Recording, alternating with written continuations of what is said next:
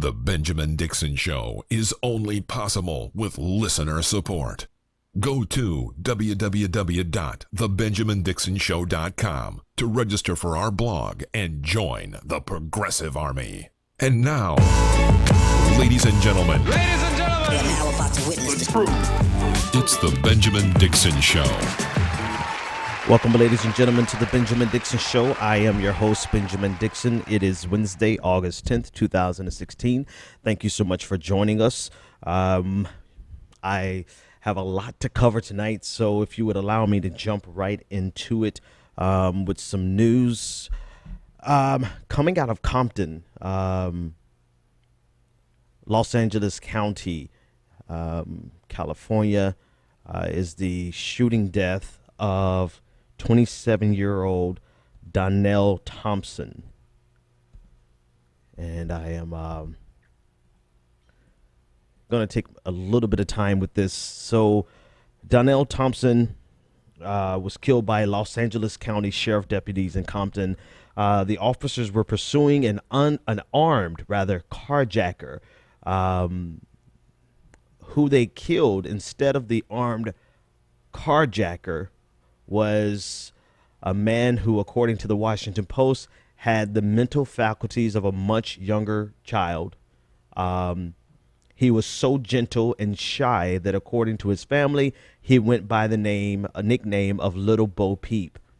Donnell Thompson had a clean record and was unarmed. And reports indicate that Donnell Thompson was sleeping when the LA County Sheriff's deputies rolled onto the scene with armored vehicles. When Thompson did not respond because he was sleeping, they detonated a flashbang or several flashbangs. He still did not respond. He didn't move. That's when they hit him with foam bullets. At that point, according to reports from the deputies, Thompson allegedly ran toward the deputies when one of the deputies on top of the armored vehicle opened fire with an assault rifle, striking Thompson twice in the torso. Thompson died, and he died at about the same time that the actual carjacker was apprehended. Captain Steve Katz of the Los Angeles County Sheriff's Department said, "There's no question this is a terribly devastating event. I don't think you can restate the obvious any more so, Captain Obvious."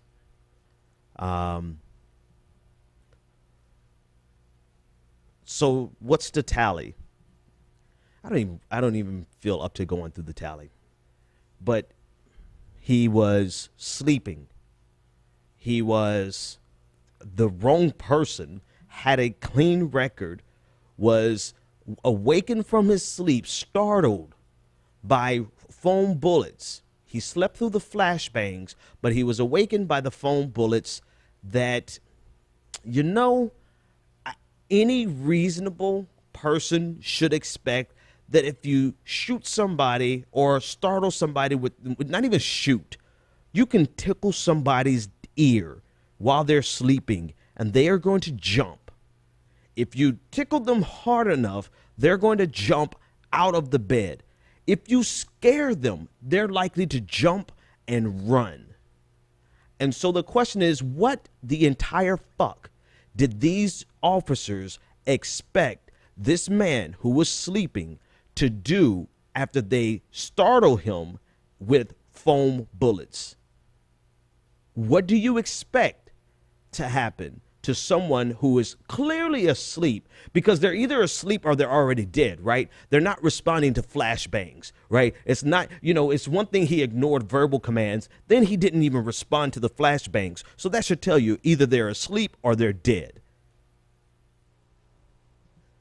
But instead of considering any of that, they shoot and kill 27-year-old Donnell Thompson.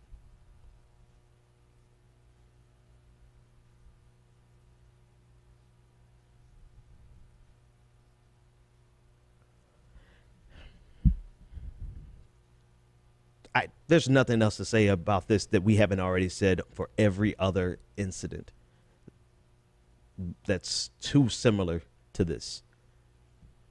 So if you want something profound, just go find one of the many videos that I have had to do just in the last 2 years of all of the names that we've put behind hashtags because of police officers, sheriff's deputies, because of some mistake, because of some terribly devastating event.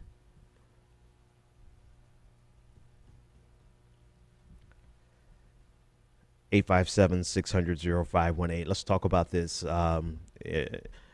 If you want to talk about this, let me know your thoughts. Caller, hopefully, I know you called in quickly, but hopefully you're talking about this. What's your name, comment, and or question? Oh, hey, Benjamin. It's Jared from Downingtown, PA. Hey, how's it going, Jared? What's going on? Pretty good. It seems like every week that there's another mass shooting in this country. It just never seems to stop. It's like our politicians don't do anything to help us out.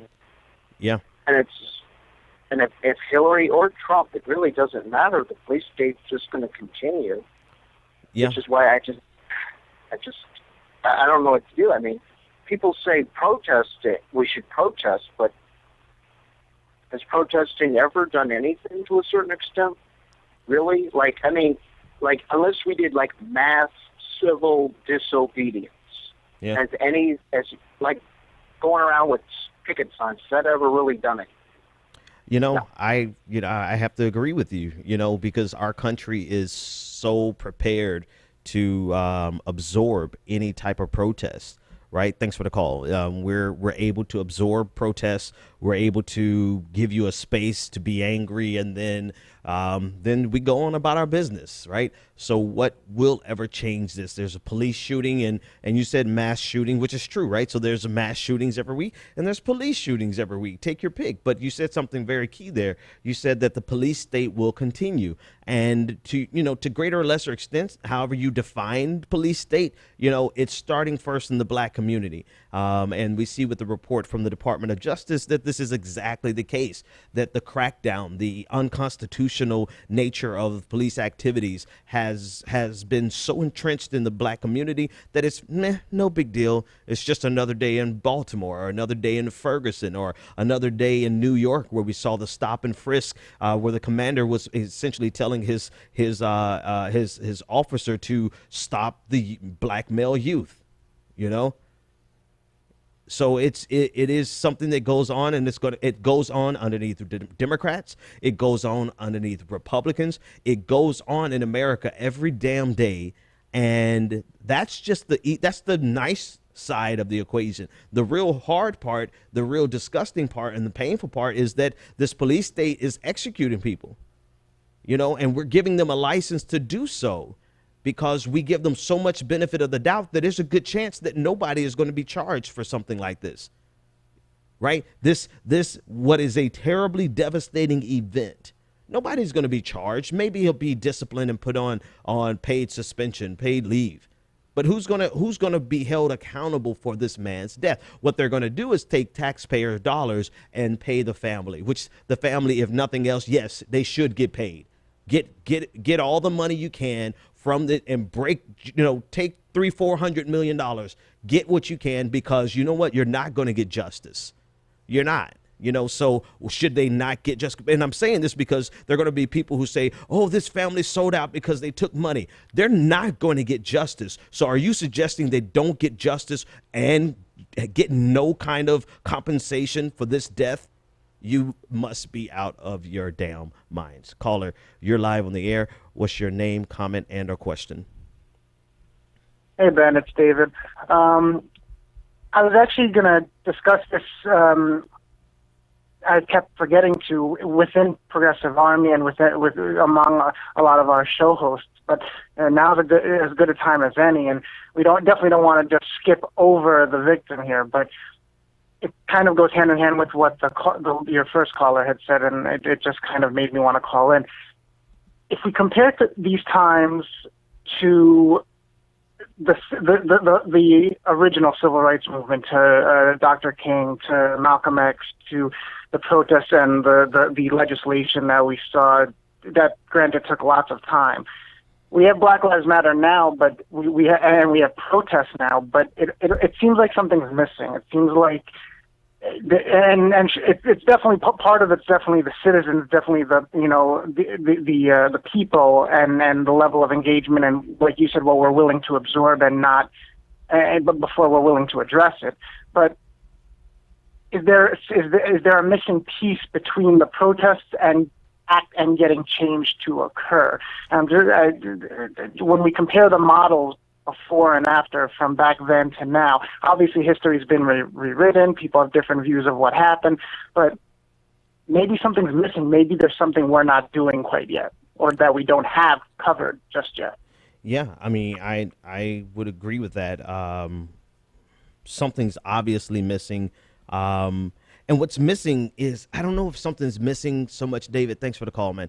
I don't know if it's missing or whether or not our country is just so prepared to absorb and co-opt every single movement that comes from grassroots efforts, from anger, from protesting. They're ready to absorb it. The Democratic Party is more masterful at absorbing it. The Republican Party they tried to absorb the Tea Party, and the Tea Party cannibalized them, but our political system is ready to absorb it. Our policing systems are ready to absorb it and suppress it if necessary. So I don't know that if it's so much that we're missing something from the 60s, because even our legal system is able to absorb it. The laws on the books protect these officers. They protect these unconstitutional behaviors, where we can document all their unconstitutional behavior, but the threshold for any type of penalty or charge or sentence or even a damn indictment, the threshold is so high that no one ever crosses it. So the legal system is fully capable of absorbing any type of legal action. So now you have political action being absorbed by the political parties. You have, physical and street and protest action being able to be absorbed by the police and by the city by issuing permits. They're going to give you enough room to scream and yell and rant, but not a damn thing is going to change. And now our legal system is also ready to absorb, because the problem is the entire system is broken. The entire system from top to bottom is broken. And it has to be fixed on we're fighting on multiple fronts, right? Some people say the solution is to tear the whole system down. Good luck. Like, seriously, good luck tearing this entire system down. You waiting to tear this entire system down is like church people waiting on Jesus to come back. Let me know how it works out for you.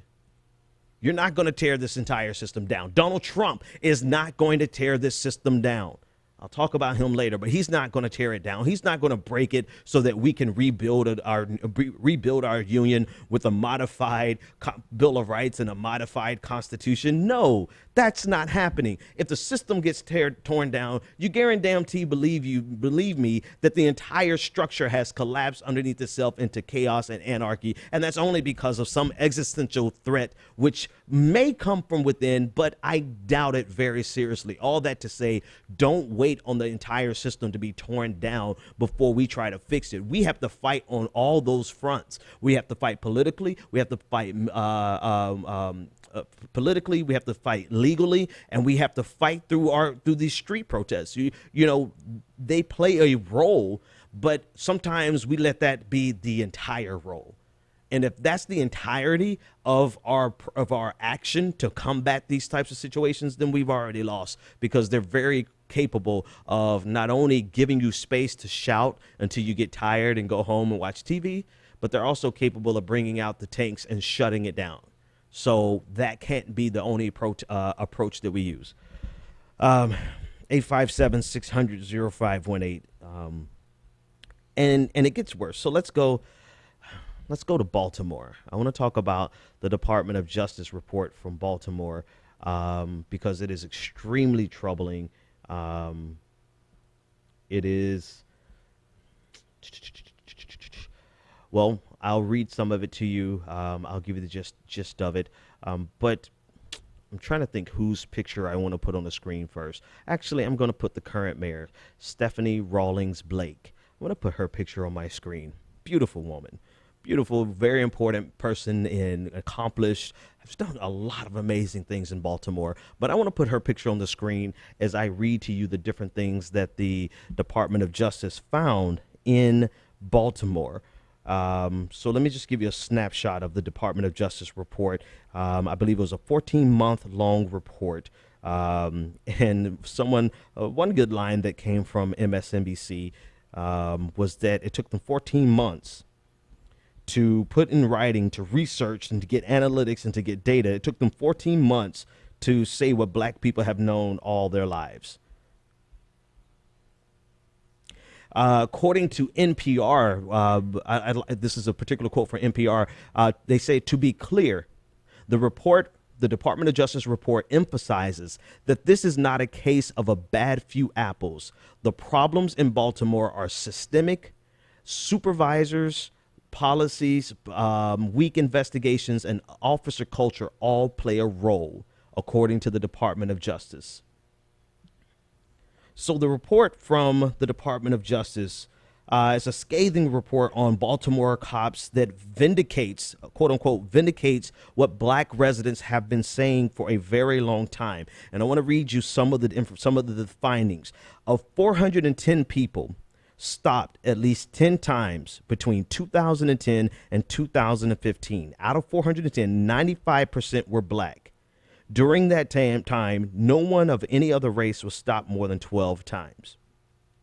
It found that officers made a large number of stops, mostly in poor black neighborhoods, with dubious justifications and unlawfully arrested citizens when officers did not like what those individuals said. Quote, did not like what those individuals said.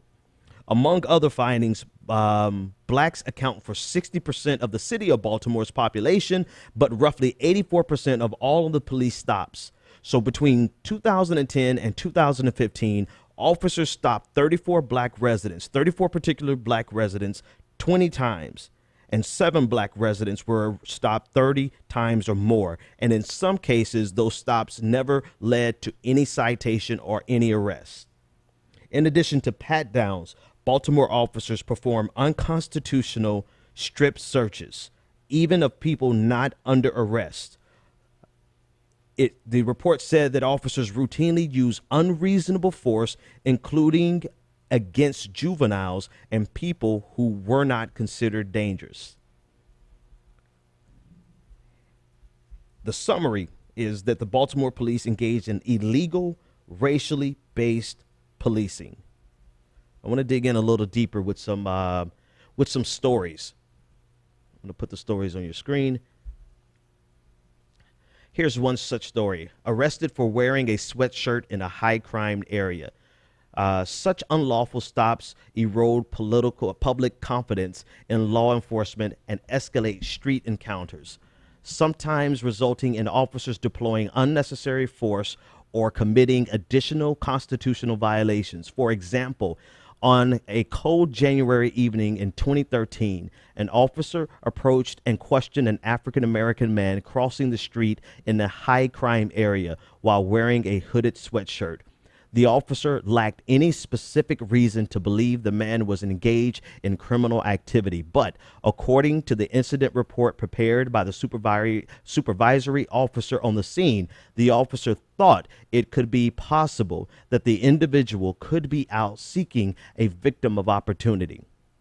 This unsupported speculation furnishes no basis to conduct a stop. Nonetheless, multiple officers questioned the man and seized a kitchen knife that the man acknowledged carrying. And I still have the mayor, Stephanie Blake Rawlings. I'm sorry. Hang on. Which is it? It is one of them. The mayor on the screen, because she's been the mayor since 2010. Let me read the next story of what happened.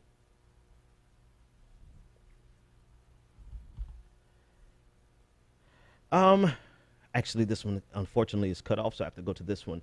Then make something up.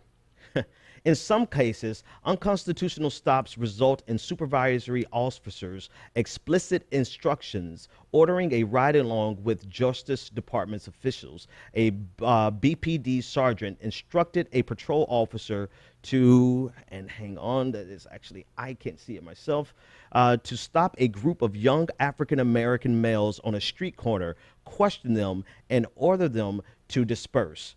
When the patrol officers protested that he had no valid reason to stop the group, the sergeant replied, then make something up.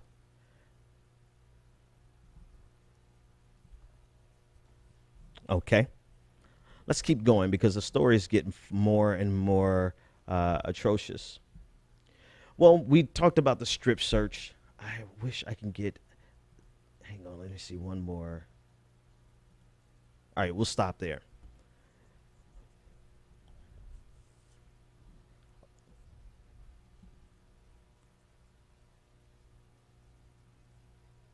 Yeah. Here's the last one I want to mention. And I want you to listen to the mentality. Lock up all the black hoodies, a commander once ordered. Another officer wrote on Facebook, do not treat criminals like citizens.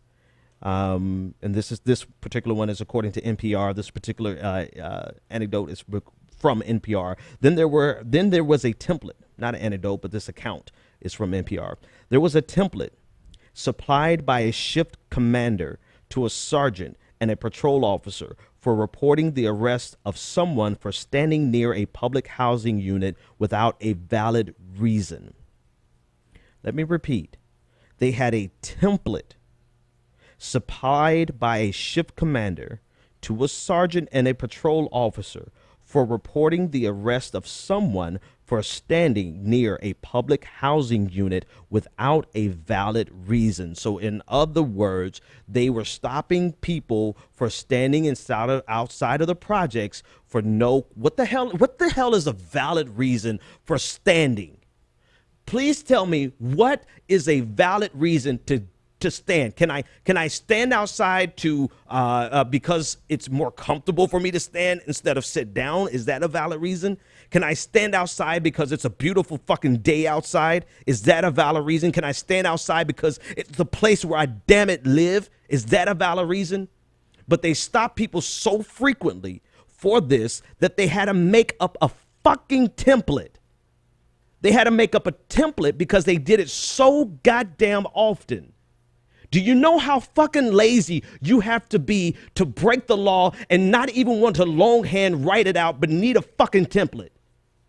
This is the type of shit that we face every day, and we've known this for a long time. We've been saying this for a long time, but people look at us like, oh, you're just making shit up. And so we have to wait for Freddie Gray to be killed. We had to wait for Freddie Gray to be killed, and then the Department of Justice. Hello, Department of Justice. How about now that you see a pattern emerging between the similar practices in Ferguson and the practices in Baltimore, how about you do the smart thing and go check out all of these other communities that we've been fucking telling you this about a long time? I'd have met my quota for a week on F-bombs. I'm sorry. But for the love of God, how many times do we have to say this is happening, say this is real? How many people have to die for you to have a reaction and then go investigate when you're fully capable of being proactive and going to investigate?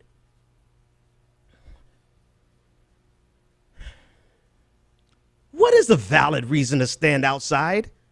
Can I stand outside and sit on the dock of the bay and watch the ships roll in? Can I do that? Is that valid? Do I have to have a license to stand outside of a housing project?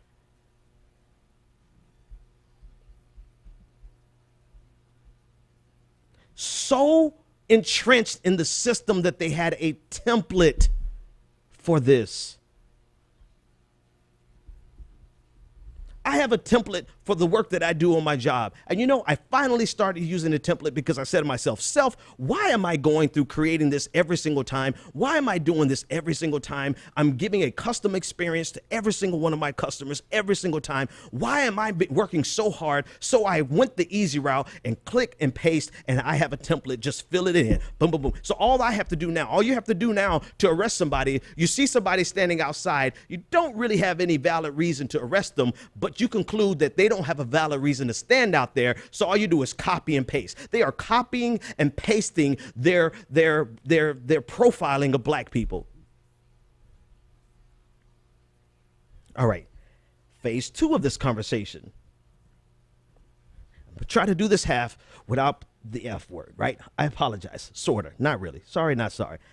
This has happened underneath not only the watch of the Democratic Party, but this has happened underneath the watch of black women in the Democratic Party.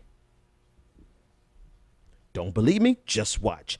Stephanie Rawlings Blake has been the mayor of Baltimore since 2002, which is a big portion, and she's on your screen right now, which is a large portion of what the investigation included.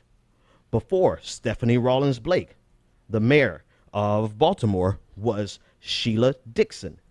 I will bring a picture of Sheila Dixon up on the screen right now. Here's Mayor Dixon. Mayor Dixon, great last name, Sheila. Mayor Dixon was mayor from 2007 to 2010. A black woman, Democrat. Before Mayor Dixon, there was the illustrious mayor who happened to run for president this time around, Martin O'Malley. Martin O'Malley was mayor from 1999 to 2007. Before that, Kirk Schmock, Clarence Burns, 1987, 1 year, only a partial year. William Schaefer, 1971 to 1987. Now, before any conservative or Republican gets excited and say, see, no, we're not dumb enough to believe that running into your arms, it would be any different, because most of these policing agencies are Blue Lives Matter, are conservative, or Republican leaning. Just because we're giving a chin check to people who are supposed to be progressive doesn't mean that we're looking favorably into the arms of the Republican Party. No, you shut the hell up, go to another video while I talk to people who are generally on the left, are supposed to be on the left. This has happened, and this culture has been created underneath the watch of the Democratic Party in Baltimore. And at least the last, what is that? So 10, 6, 9 years, 9 years of this city has been under the watch of a black woman. And if anybody has ever watched my show, you know the thing I love most are black women. But the reason I'm pointing this out is because, number one, this type of oppression and systemic oppression is not something that only comes from Republicans. This type of systemic oppression, it is not something that is only coming from white people. This type of systemic oppression can come from people who share our same color, because the mayor, if nobody else, over the last 9 years, the mayor has heard from black people who have been looking to these black mayors and saying, this is a problem, mayor. What you gonna do about the problem, mayor? And the mayor has run on and said, we're gonna clean up Baltimore. We're gonna fix the problems, and we're gonna address the problems of the police. And you know what? Nothing in 9 years has changed. In fact, it has gotten worse. So not only do you have a black mayor, you have a black prosecuting attorney, you have black council members, you have black people through and through. And the question is, what have any of them done to change the problem? I'm not going to accuse them and say they have not addressed the problem, but what have they done to change the problem? And if the problem is so entrenched that a black mayor who sees what's happening to their black community can't fix it, I'm not going to finish that sentence. I'm going to leave that one alone. But the problem also is that everyone's skin to you ain't kin to you, man. Everyone who's black does not have your best interest in mind. I don't know if this is the case with this mayor, with these mayors. Let me get Martin O'Malley out and go back to the current mayor. I don't know if this is the case with this mayor. I don't know her intentions. I don't know her personally. I do know she's been in there for 6 years. And for 6 years, this problem has been festering and growing. And as of today, she saw the report from the Department of Justice, and she said, quote unquote, we have a long road ahead of us. I'm going to be honest with you, Mayor. If something like this happened on my watch, I personally would resign. That should be the very first step in this long road ahead of us. Not because you're a bad person, because I don't know you, and not because if anything else other than the bulk of this investigation took place underneath your watch. And again, to any conservative who's sharing this and thinking, hey, he doesn't like black. No, I'm not saying that we're going to replace this with a Republican or a white person. What I'm saying is that the problem is deeper than the Republican Party, and it's deeper than just white people. The problem drips all the way down to our own community. All right. I got to work my way out of this one because I'm going to say some stuff that's going to likely get me in trouble. Caller, maybe you can rescue me. Caller, you're live on the air. What's your name, comment, and or question? Oh, my God. Seriously? Yeah, this is you. You're live on the air. What's your name? Hi. Wow. Okay. My name is Terry, and I'm from L.A. Terry from L.A. What's on your mind? Wow. I was listening so intently. Yes, I was just thinking that when you were reading the report. Mm-hmm. I was thinking about all that. But what I was gonna say, was that the I don't even know how to explain this because I'm not into law, mm-hmm. but I feel that the prosecutors have a certain mentality. The law, the way that it's written, mm-hmm. and just all those things that you were saying. I just wanted to know what you thought about that.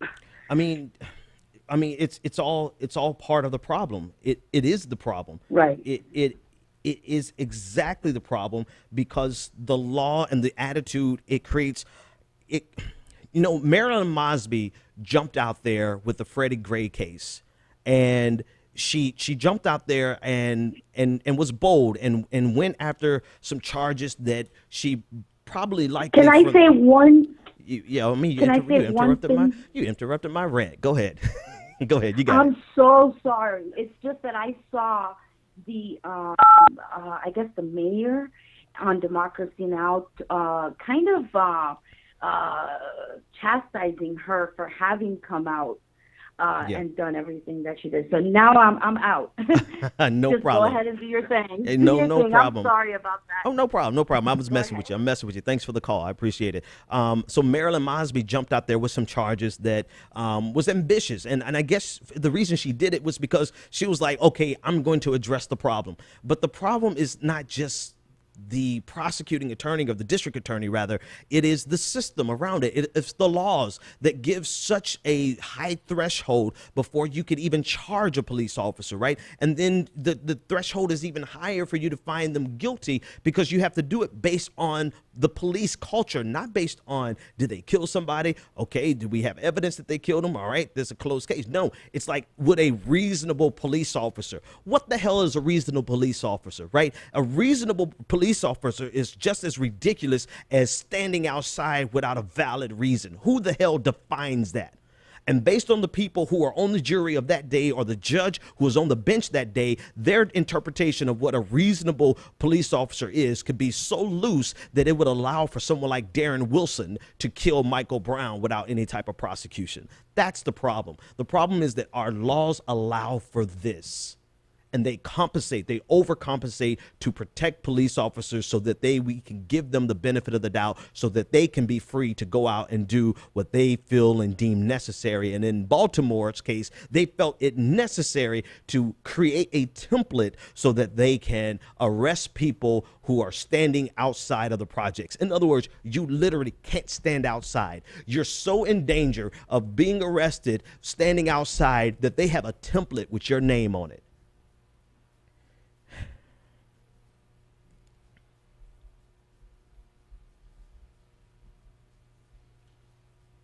Now, here's the thing. All of this from the Department of Justice, what are they going to do about it? What are they going to do about it in Baltimore? And what are they going to do about it in the rest of the country? because you can't possibly think that systemic problems so deep in Baltimore and systemic problems so deep in Ferguson are not manifesting themselves throughout the entire country. You can't reasonably believe that, can you? And so no one in the Department of Justice should reasonably believe that. Therefore, they should not wait on someone to request it. They should not wait unless they're bound by law. And I don't know why they would be bound by a particular law not to investigate. They are the chief policing agency in the country, so they should be able to do this, right? They should proactively be checking out every single police department in this country, one by one, by damn it, one. All right, 857-600-0518. Let's go to some other stories because there's still a lot to cover. I apologize if there are any kids listening. Hopefully you guys realize that at any drop of a moment, it can shift gears, especially when you're dealing with something so ridiculous. I want to talk a little bit about Seth Rich. And Seth Rich was a 27-year-old who was shot back on July 10th, about a month ago at 4:15 in the morning. 1 second here. Let me make some adjustments to what we're talking about here. So Seth Rich was 27-year-old. He worked for the DNC's voter expansion efforts and described himself as a data analyst. And so he was shot a month ago today. In the morning as he was near Washington, D.C. neighborhood where he lived. The New York Daily News quoted police saying that there's no immediate indication that robbery was the motive in the attack, but it was not ruled out as a possibility. His hands were bruised, his knees were bruised, his face was bruised, and yet he had 2 shots in his back, and they took nothing. The report could be related to 2 other robberies in the city, according to the New York Daily News, in the hours preceding the shooting, both more than 1 mile away. Officers did not say how many times Rich was shot at the time, but said the autopsy reports are not publicly released due to the news media in D.C. So he worked for the DNC voter expansion efforts and described himself as a data analyst. The reason, we mentioned this on the air before. I believe a couple of callers mentioned, and we discussed it. The reason I'm bringing it up again today is because of a video of Julian Assange, basically talking about Seth Rich. And well, I'll let you hear it yourself. I don't want to put words in Assange's mouth. Listen in. Donald Trump has had a disastrous few weeks. If you look at the polls, he needs a miracle. In the American political lexicon, there's such a thing as the October surprise. The stuff that you're sitting on, is an October surprise in there? Do you even know what you're sitting on? WikiLeaks never sits on material.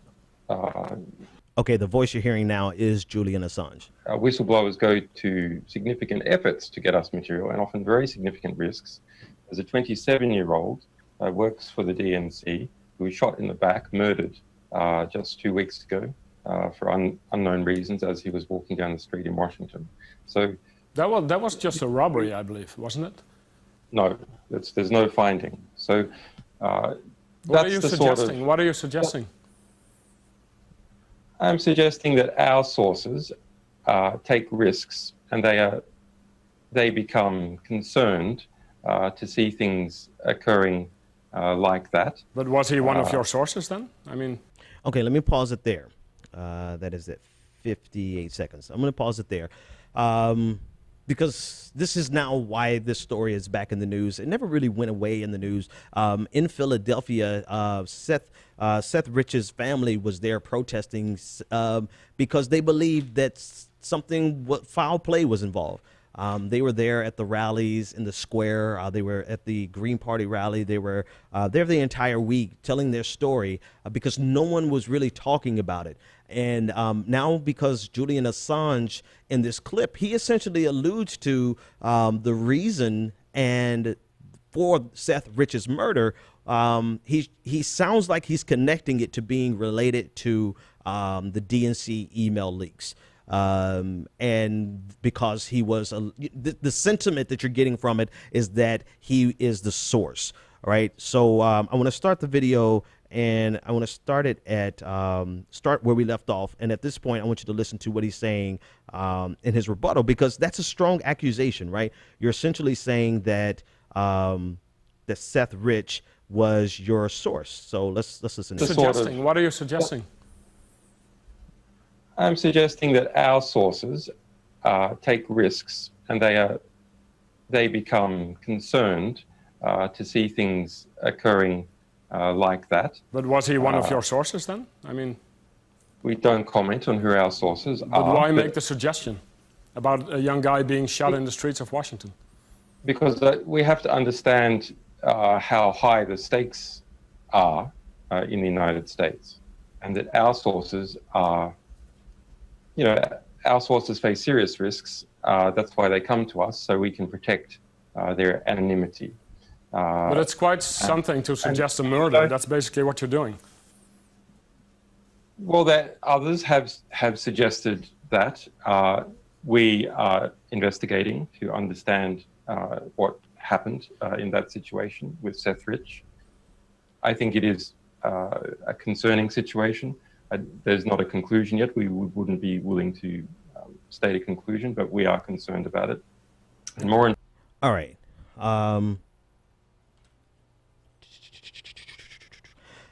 All right, so I'm going to treat Julian Assange with the same lens I would treat everyone else. Like, he's floating this. And at this point, I don't think, was he the person who leaked the emails is the sentiment that's coming from this conversation, right? Is that, he's alluding to that this is the person who floated the emails. I don't know why he would have any reason to not just say, yes, Seth Rich was the person and he was likely murdered because of it, right? He has no more commitment to protect Seth because he didn't protect Seth if Seth was his resource. So I just don't have any reason to actually believe that Assange is doing anything but floating this here. Now, this doesn't mean that there's not something here. It doesn't mean that it's, the cause of the murder. We don't know. It is suspicious. And the family wants answers, and they deserve answers. But very little has been said about this. Considering he was a DNC staffer, I believe Hillary Clinton made some allusion to it in one of her speeches a few days ago or last week, talking about the types of murders that don't get any coverage. Well, yeah, this isn't getting any significant coverage, and the coverage it is getting is bucketing everything into the conspiracy theory category. Julian Assange didn't help that out today, right? Julian Assange didn't help it out by floating this without asserting it. So in my opinion, it's like Assange should have just either asserted it or not floated it. Now, this doesn't change anything about the actual leaks that he is supposed to be releasing for an October surprise. So, they have had some substantive leaks. There have been some major revelations that have come from WikiLeaks to the point where now the Democratic Party is drawing a connection between the leaks and Russia and Putin, and they're, using every tactic they can to not even discredit the leaks, but to distract you from the leaks. Right. So clearly there's something here. But whether or not Assange was appropriate in floating this without asserting this, I can't say. I think it was inappropriate to float this without asserting it, because at that point you don't have a duty to protect Seth. You have a duty to avenge, right, and to set right something that went wrong. So, in terms of that clip. But now I also want to play a second clip that I have here from a Florida Republican official. I believe I had his name here, Roger Stone. I believe this is Roger Stone. It's a video of a Republican convention in Florida where he believes, let him speak for himself. Listen to Roger Stone. With regard to the October surprise, what would be your forecast on that, given what Julian Assange has intimated he's going to do? Well, it could be any number of things. I actually have communicated with Assange. I believe the next tranche of his documents pertain to the Clinton Foundation, but there's no telling what the October surprise. Okay, so there's no telling what the October surprise is. Now listen, Roger Stone, I have no reason to believe Roger Stone. It is interesting to see that him assert very boldly that he's been in communication with Julian Assange, and that we don't know what the quote unquote October surprise. You know, here's the problem. If there is something, they better damn well deliver on it. You better deliver on it, because then you would have brought down the reputation of an organization that has done good work. I'm sorry, whether or not you liked the results of what they did good work. They released information to the public that showed a level of corruption that we should see. I think personally, I've got the feeling that they're playing this hand a little too long. They're slow walking this a little too long, and they're trying to make it to be something that they don't have. I think they've revealed their big hand with the DNC leaks, and I think that's it. And I think that's I think that was an amazing reveal. I think that was something that really fundamentally changed the way everyone looked at this election, and we're glad that they did that. But at this point, I feel like they're stretching. And if I'm wrong, I'll be glad to be wrong, because let's see what else is there. Let's deliver on it. But all of this media, all of this attention grabbing, all of this drawing your attention to some October surprise. Nah, bitch, we need that surprise now.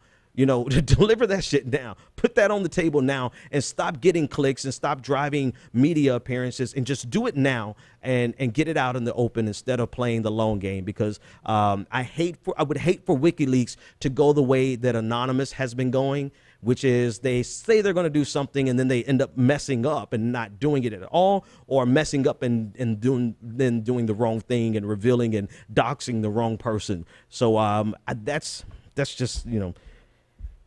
That's just me. All right. So in other news, we're getting a little bit lighter and lighter as we go. I can feel the burden lifting off of me. Let me take this caller who's been patient. Caller, you're live on the air. What is your name, comment, and or question? Hey, this is Justin, man. Great show. Long time listener. I just have my opinion on this. I'll be real quick because I know you want to move on. Mm-hmm. I think Assange floating this out there was simple. Either the person killed is not his contact, and he was trying to make a broader point, saying that when his contacts see this kind of thing, they get terrified. Mm-hmm. I actually thought that's what he was saying when the person interrupted him. Or he was his contact, and he doesn't want to further terrify contacts by saying we got a problem with people finding out who our contacts are.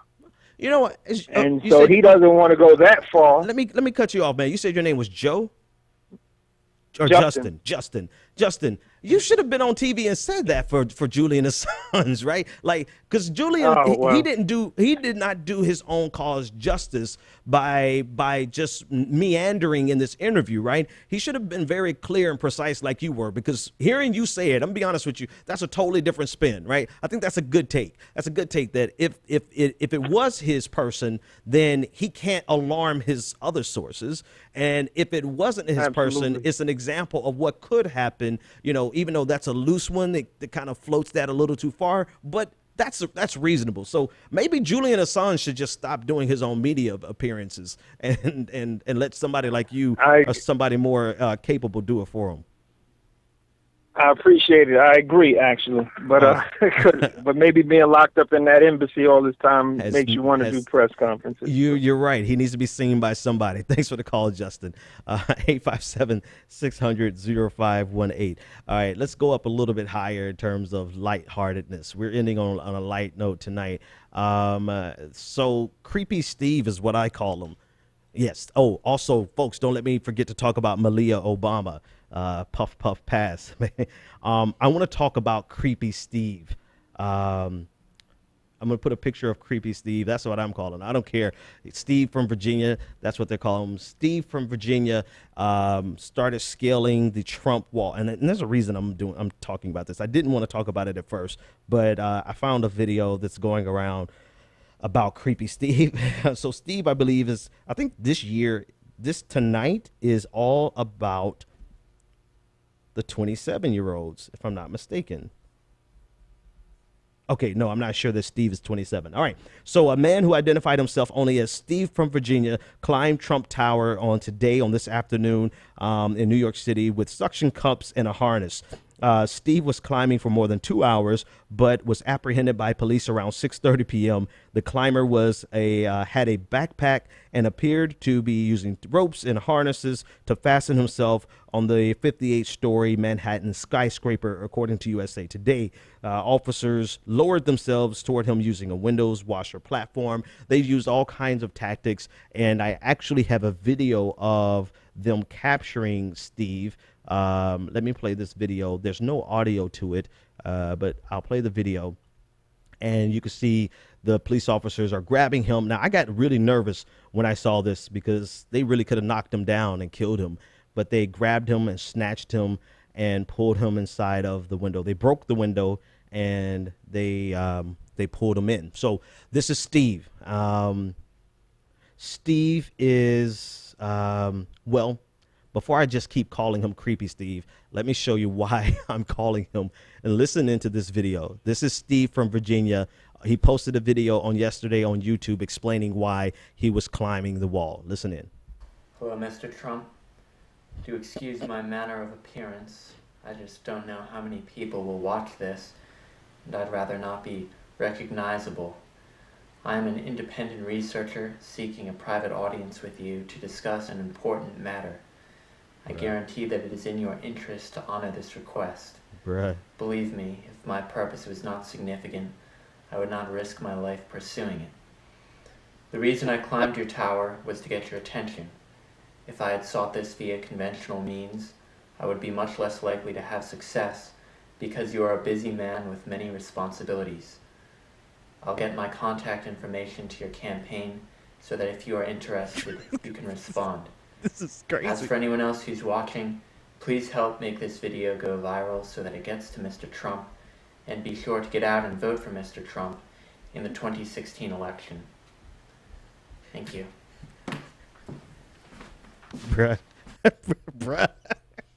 Steve is off his listen. Okay, so let me not laugh at mental health issues, right? Because I think that might be, I don't know. I don't care what it is. It's creepy as hell. And he carried out this scaling the wall because he wanted to get Donald Trump. You owe this man a meeting. Now, you might want to make sure securities and the Secret Service are there and they do everything and make sure he doesn't have a bomb shoved up his ass. But you owe this man a meeting because he went above and beyond to get your attention. And you owe Creepy Steve from Virginia a meeting, Donald. You can't let him down. Here's another picture I'm putting on the screen of someone from the inside of the Donald Trump Tower getting a picture of Steve. And it got creepier and creepier as the night went on. By the end of the night, this is what Creepy Steve This is what Creepy Steve looked like by the end of the night. I do apologize for those listening via podcast. It is it's a picture of Creepy Steve with Ted Cruz's face crying on top of it. But man, today has been a crazy day. Caller, you're live on the air. What is your name, comment, and or question? Yeah, it's me, Scotty. Scotty, my dude, what's on your mind, man?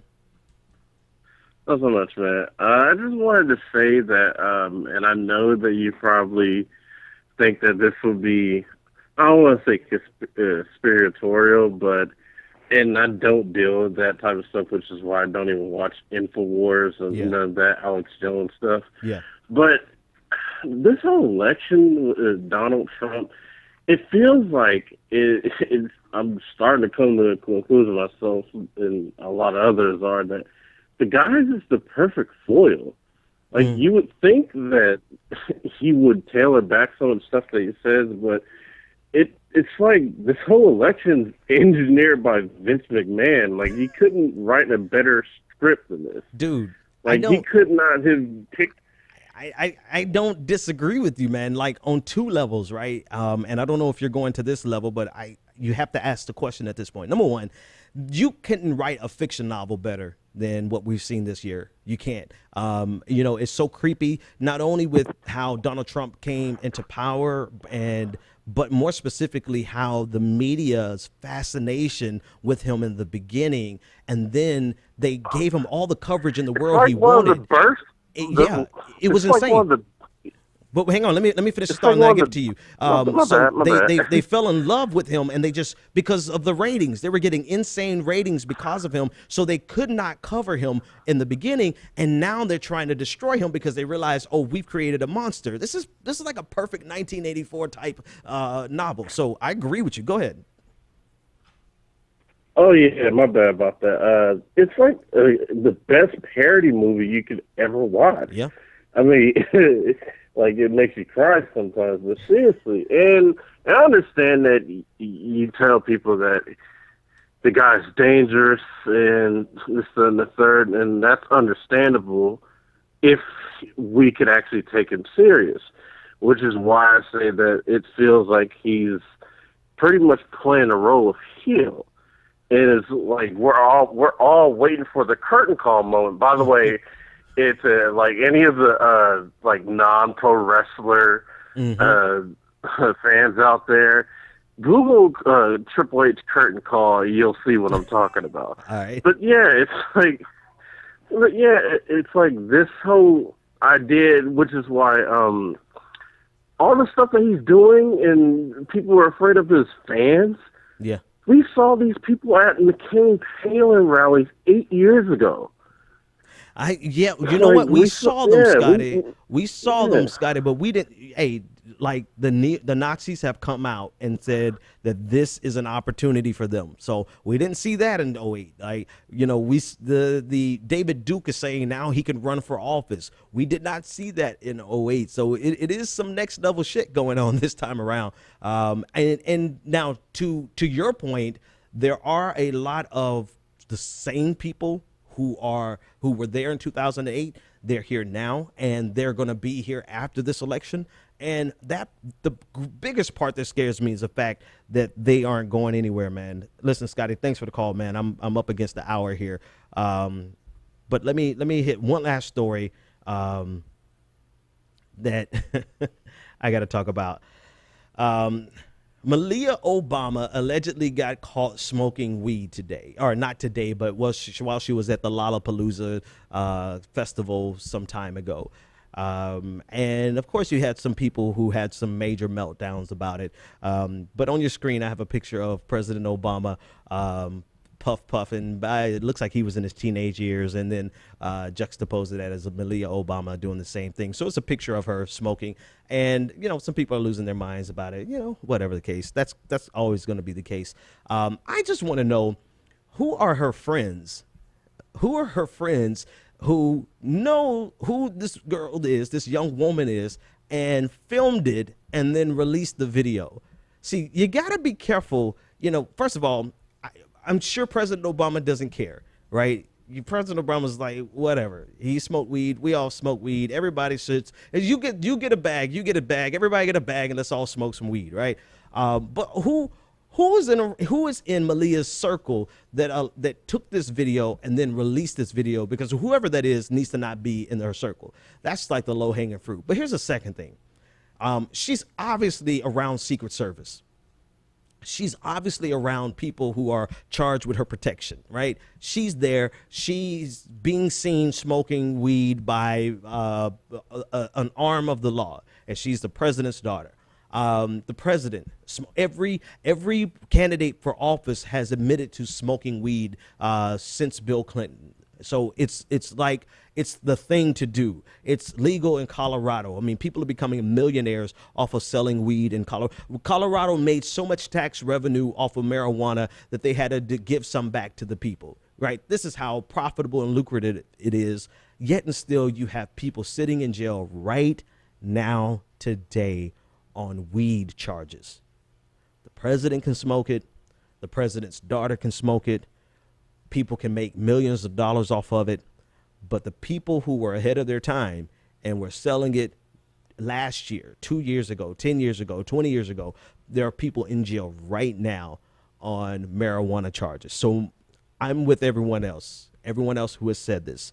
If the president's daughter can smoke weed and we're okay with it, then everybody who is in jail on a weed charge needs to be released before President Obama leaves office. You guys have a great day. The Benjamin Dixon Show is only possible with listener support. Go to www.thebenjamindixonshow.com to register for our blog, join the Progressive Army, and support The Benjamin Dixon Show. It's Ben Dixon! If you like this episode, be sure to share, like, and subscribe.